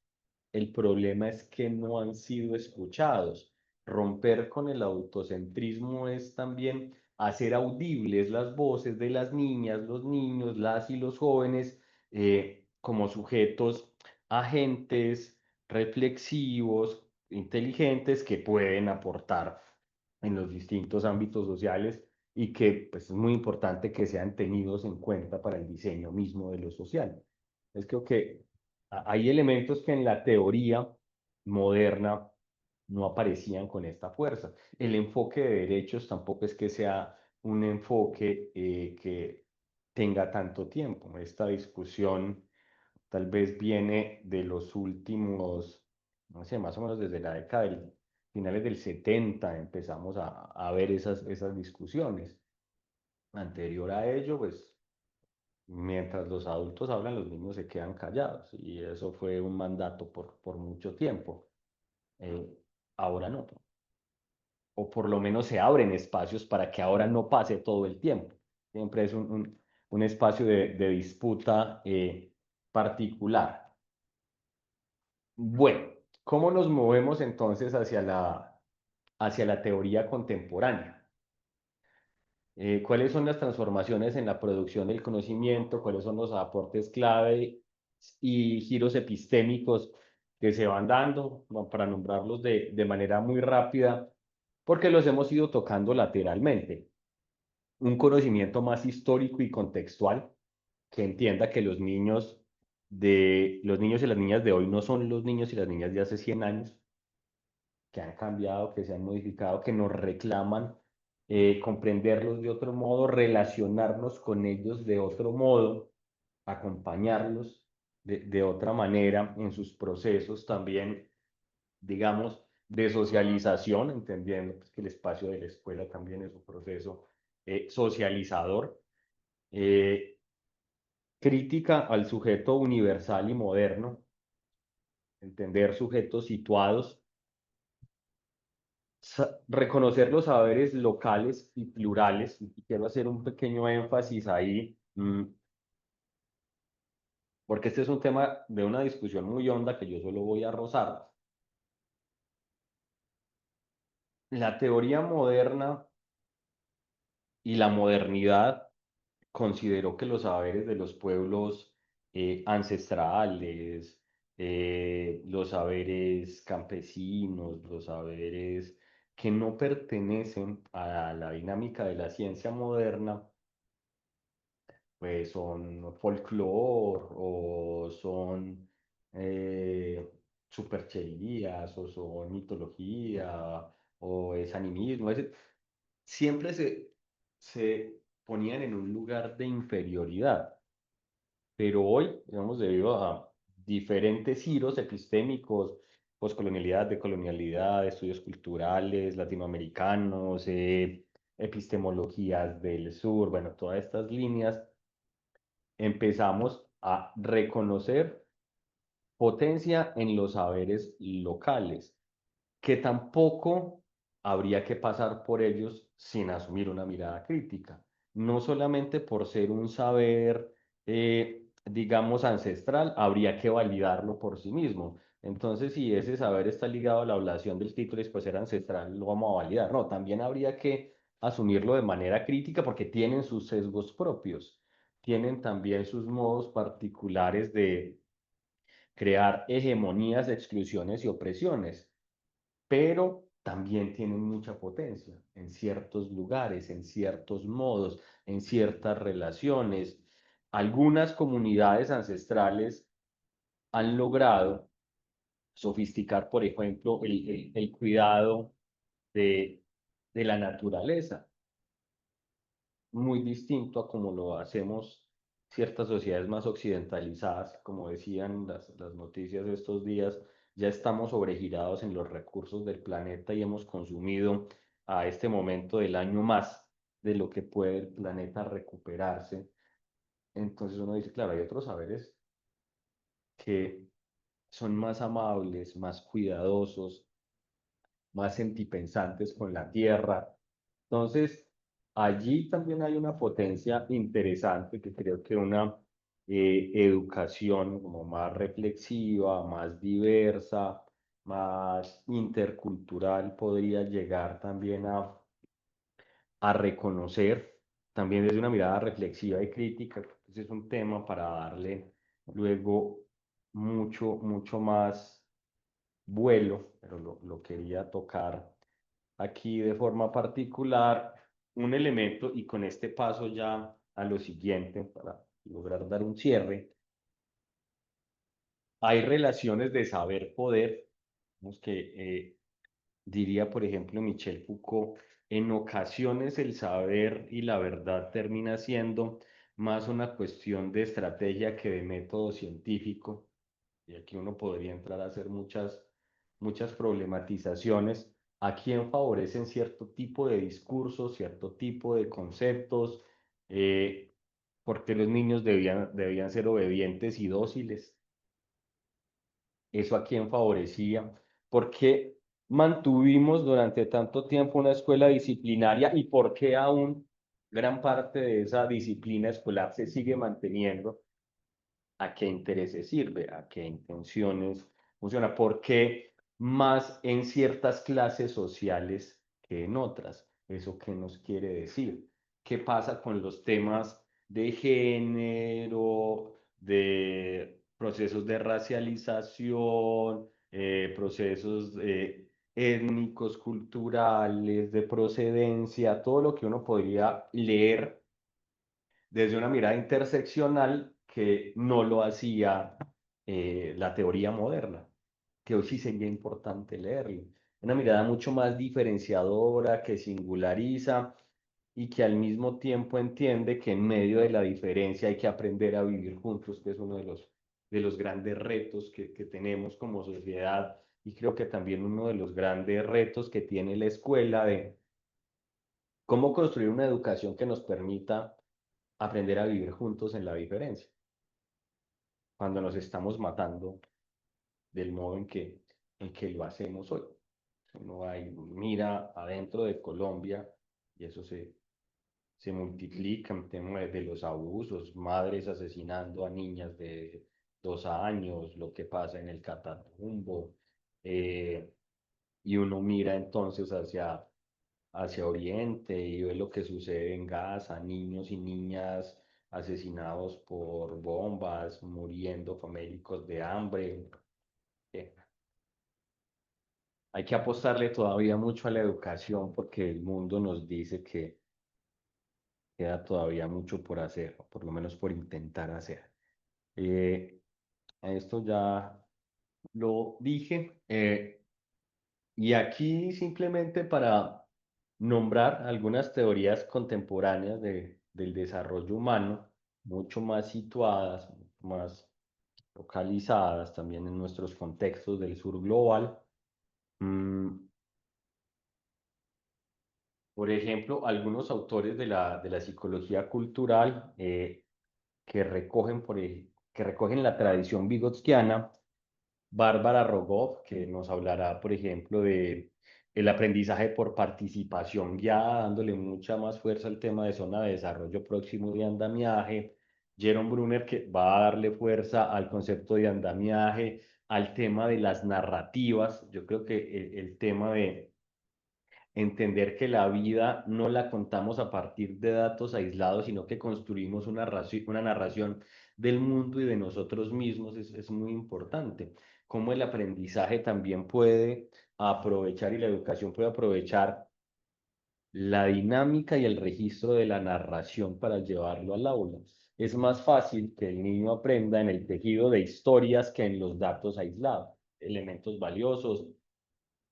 Michael Cole con el tema de, por ejemplo, los dispositivos y los artefactos culturales que terminan siendo muy importantes para el proceso de enculturación de los niños y las niñas, de la socialización inicial, una mirada pues mucho más contextual.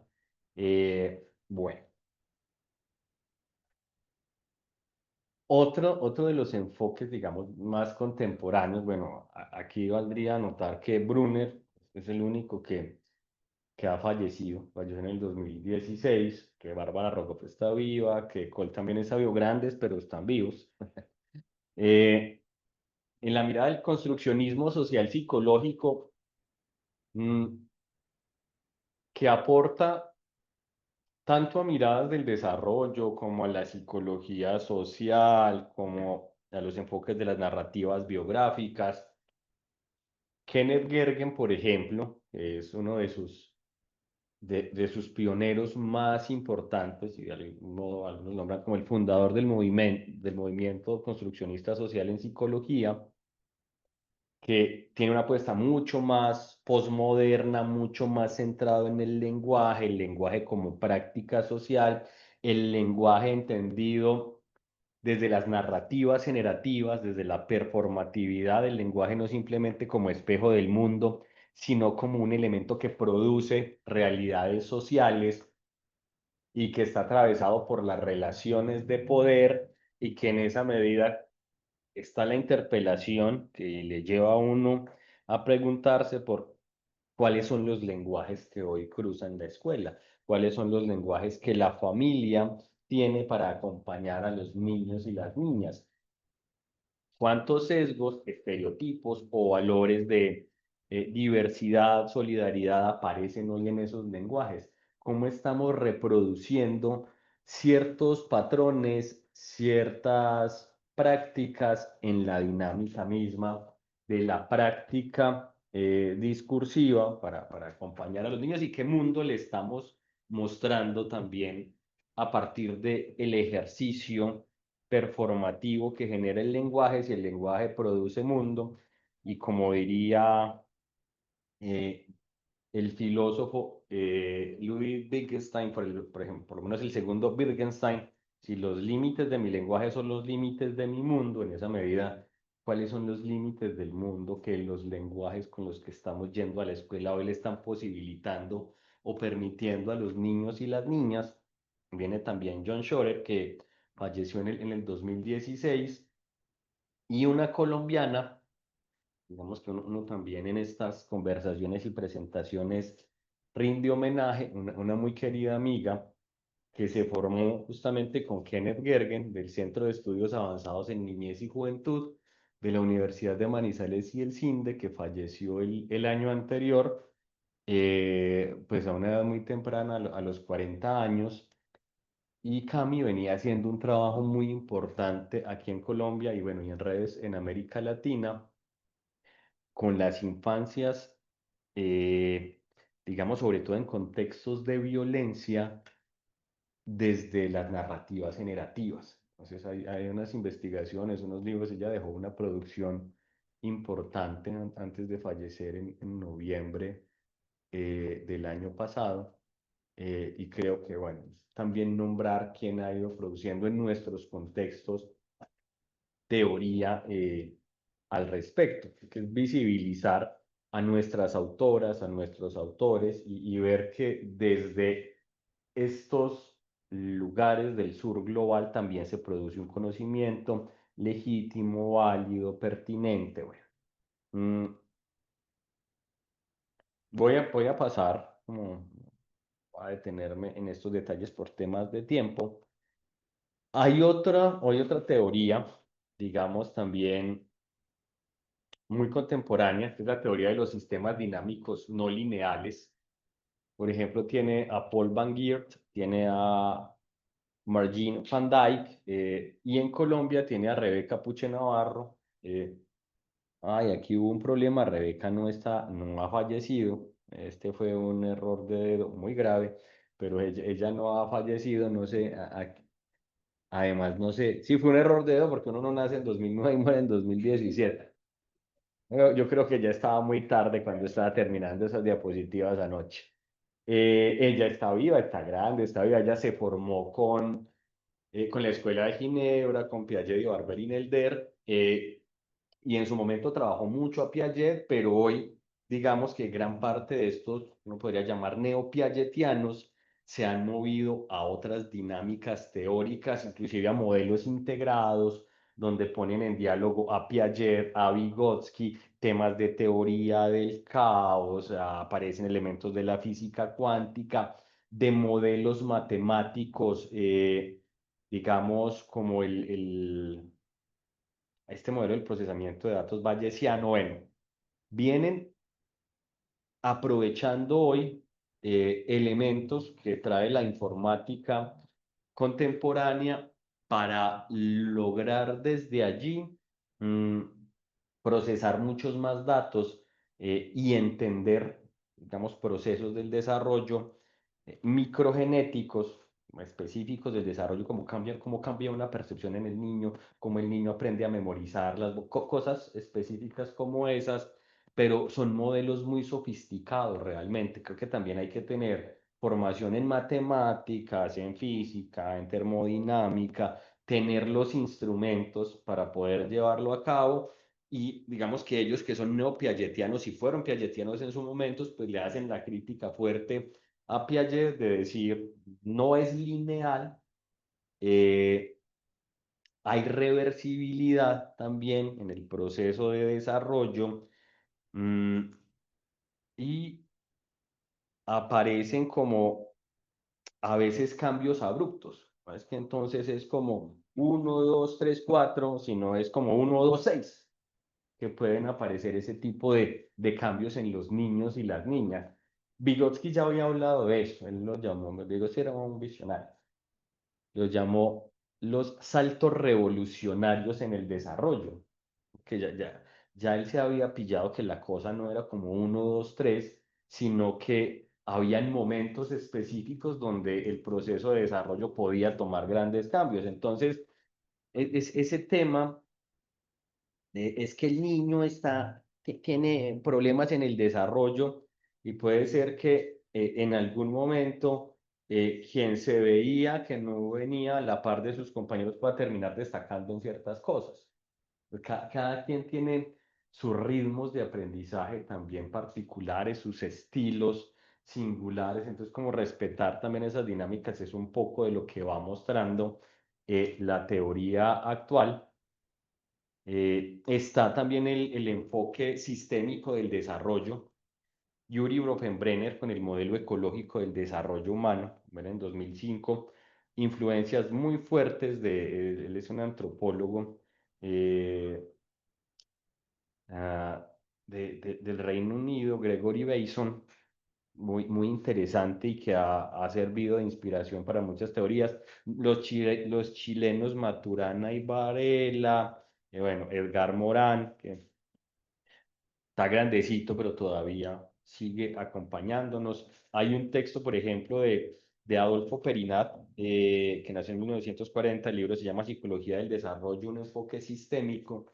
Entonces ya no se va a entender el tema por etapas y dimensiones, sino que se comprende la subjetividad como un sistema abierto compuesto por diferentes subsistemas interrelacionados que está recibiendo energía e información y está conectando y emitiendo energía e información, y en medio de esas redes de intercambio se van generando también las transformaciones dependiendo de las intensidades de los intercambios, de la cantidad de las conexiones, de la posición que ubique, digamos, ese sistema dentro del sistema más general. Bueno, esta es un poco la línea de todo lo que viene trabajando el enfoque sistémico del desarrollo.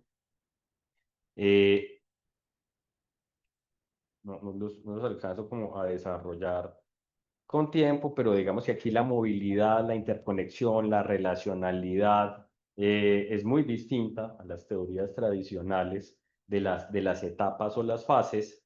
Y cierro con el tema del enfoque integral del desarrollo infantil, que termina siendo un modelo muy institucional, aquí en Colombia, por ejemplo, vemos que el ICBF, el Ministerio de Educación, no, a nivel internacional UNICEF, UNESCO, trabajan también con él.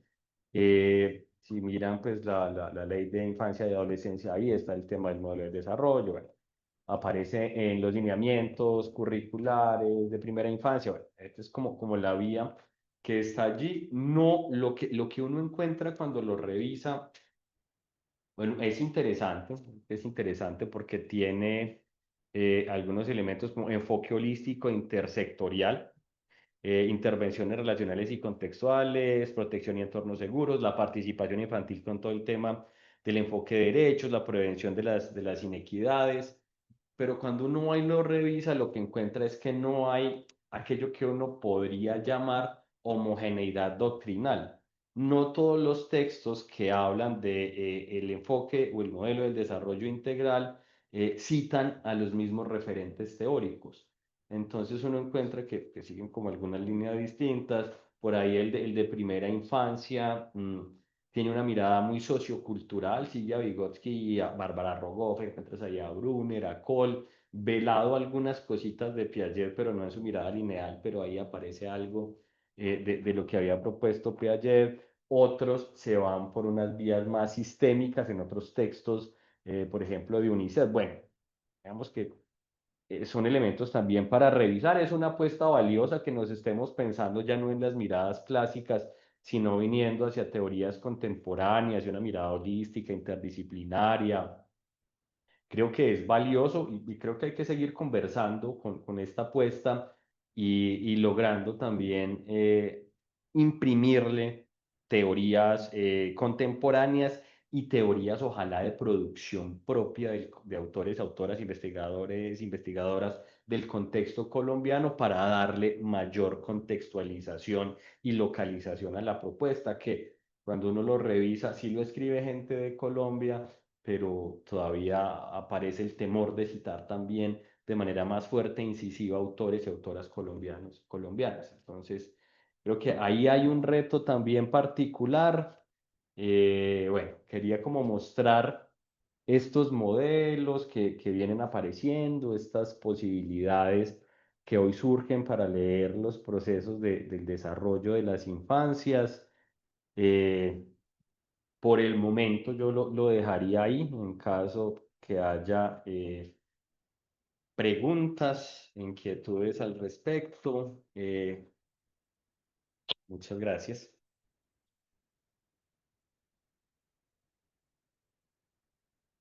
Bueno, agradecemos al profesor Oscar pues por la intervención que acaba de hacer, ¿cierto? Creo que deja el espacio para seguir cuestionando, reflexionando, poniendo en tensión pues estas teorías y estos autores frente pues a las realidades que nos atañen el día de hoy y a nosotros, ¿cierto? No sé si alguno de ustedes tienen algún comentario, alguna sugerencia, observación o alguna pregunta que le quieran realizar al profesor Oscar para cerrar el día de hoy, pues como tal esta intervención.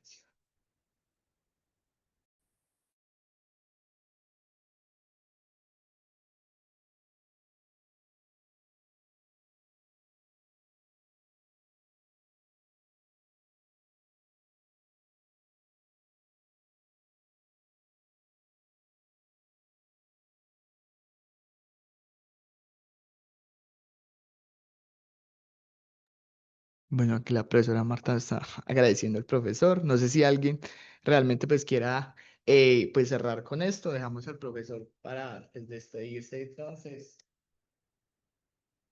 No sé si alguno que nos acompaña también de manera presencial de pronto quiera dar alguna observación, alguna sugerencia, alguna opinión frente al encuentro del día de hoy. Y si no, Yo. estaríamos dando cierre. Bueno, primero pues, espere, yo apago acá.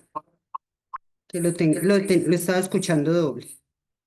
Bueno, primero agradecerle al profesor Oscar, integrante de nuestro departamento, por su importante charla, conferencia, reflexiones. Creo que es una invitación muy valiosa que nos lleva a replantearnos la mirada que tenemos de las infancias que van a ser, digamos, parte de la vida de nuestros futuros y futuras maestras. Muchas gracias, unos aportes muy, muy valiosos. Muchas gracias, profe Oscar. Es muy amable por el acompañamiento y bueno, a todas las profes que estuvieron y al profesor Edison, a quienes nos acompañan hoy aquí, muchísimas gracias. Sé que es jueves, son las 8 de la noche, aquí no dan cerveza ni esas cosas.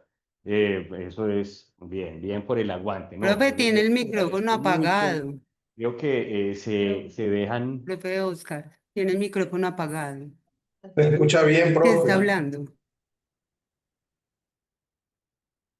No sé si ahí me estaban.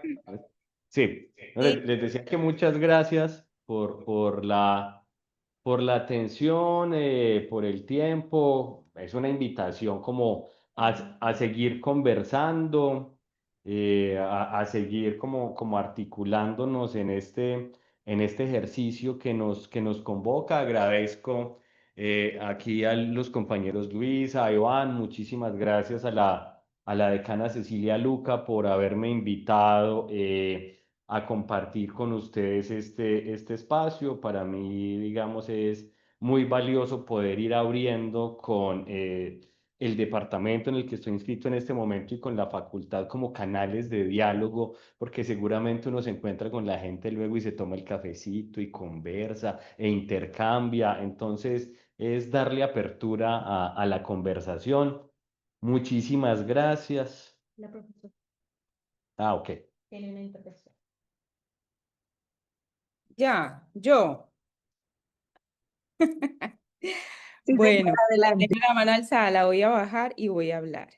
Bueno, profe Oscar, me sumo a las felicitaciones y también al agradecimiento por compartirnos este espacio y las ideas que usted ha estado como pensando y construyendo en torno a las infancias. Me parece muy necesario que nos encontremos para escucharnos y para, bueno, poner en la mesa otras, no sé, otras maneras de mirar el asunto y otras posibilidades también como de mirar. Y a propósito de eso, me parece que en lo que usted estaba planteando, profe, también hay como una, no sé si un cuestionamiento a la ausencia a veces en los procesos de investigación con las infancias, sobre las infancias y desde las infancias.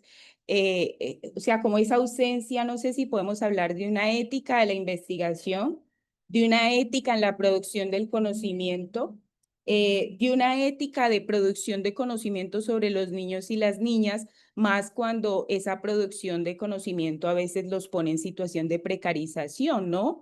De mutismo, de imposibilidad, los todavía no. Entonces me parece muy interesante estas reflexiones, estas ideas, estos debates, pues porque están interpelando también nuestras maneras de asumir lo que implica ese momento de la vida, ¿no? Lo que puede implicar, lo que no puede implicar y las posibilidades y limitaciones también de esas implicaciones. Entonces, muchas gracias, profe, y muchas gracias a la facultad, pues, por generar estos espacios. Profe, muchas gracias a usted por su atención. Ahí quedan elementos también agregados de tu parte muy valiosos. Yo creo que este tema, por ejemplo, de los que indicas, y yo quiero en 30 segundos como referenciar el tema de la producción de conocimiento con las infancias y hago una alusión muy específica al trabajo que hace la antropóloga y etnógrafa argentina Diana Milstein, que hace etnografía con niños y niñas. Es decir, ellos son, digamos, también coinvestigadores en este ejercicio, no sobre ellos, sino que hace investigación con ellos. Y ella contaba alguna vez Tenemos una mirada todavía muy adultocéntrica porque cuando nosotros entregamos la etnografía en la que han participado los niños y las niñas y queremos llevarlo a espacios editoriales, las editoriales nos dicen, es un lindo trabajo, pero nadie nos lo publica, deslegitimando el lugar de sujetos para la producción de conocimiento en relación a los niños y las niñas. Yo creo que ahí hay retos muy grandes. Y bueno, entonces hay mucho camino por recorrer. Solo quería como hacer esa pequeña referencia porque sé que por cortesía uno ya cuando el tiempo se acaba no se extiende, pero muchísimas gracias. De verdad, no sé si haya una intervención para que no cerremos con mi voz, sino con la voz de otra persona. Y bueno, creo que podríamos dejar por esta noche.